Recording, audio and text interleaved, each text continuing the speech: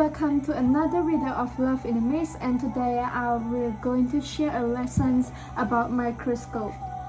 So the microscope is an essential tool for the biologists.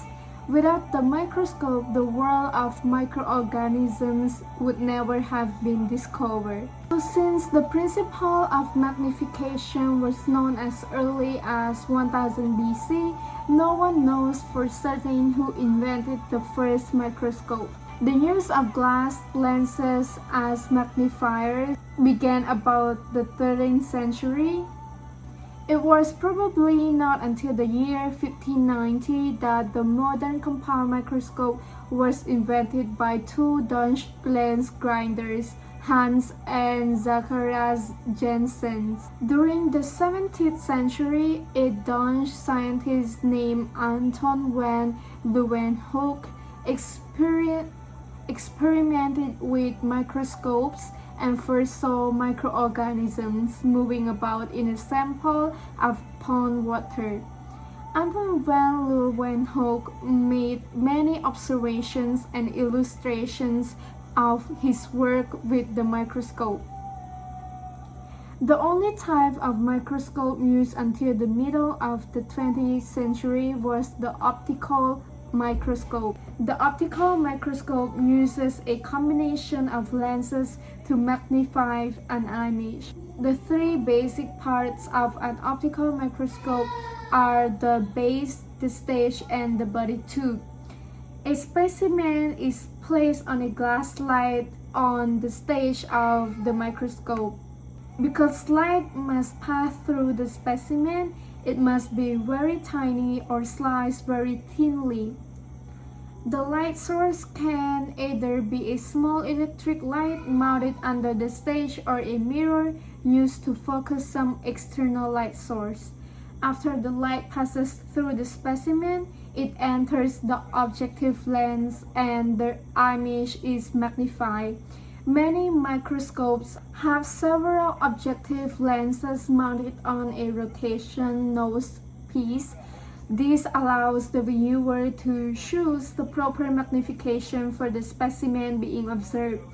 The image is focused first by the coarse adjustment, then by the fine adjustment. The light of the image passes up the body tube into the eyepiece, which consists of one or more additional lenses. The eyepiece further magnifies the image.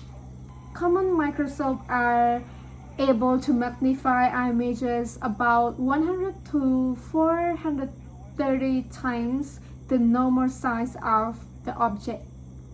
Special lenses are capable of magnification up to 2000 times. At magnifications greater than that, the microscope is not able to bring the image into sharp focus. In 1932, the invention of the electron microscope greatly broadened the range of microbiology.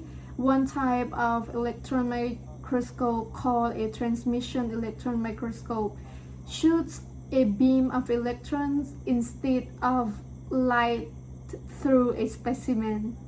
Instead of glass lenses, magnetic fields are used to magnify and focus the image onto a screen or photographic paper.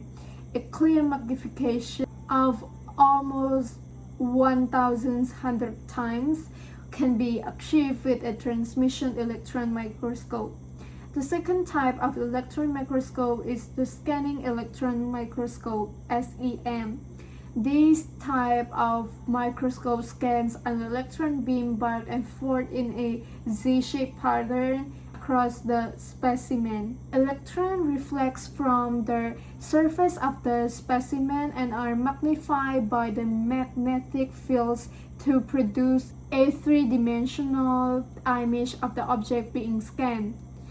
The SEM is particularly useful in viewing the surface details of objects. Since the electrons of the SEM scan the specimen rather than pass through it, a specimen can be viewed without being sliced. The SEM and the transmission electron microscope have opened new horizons in the field of microbiology.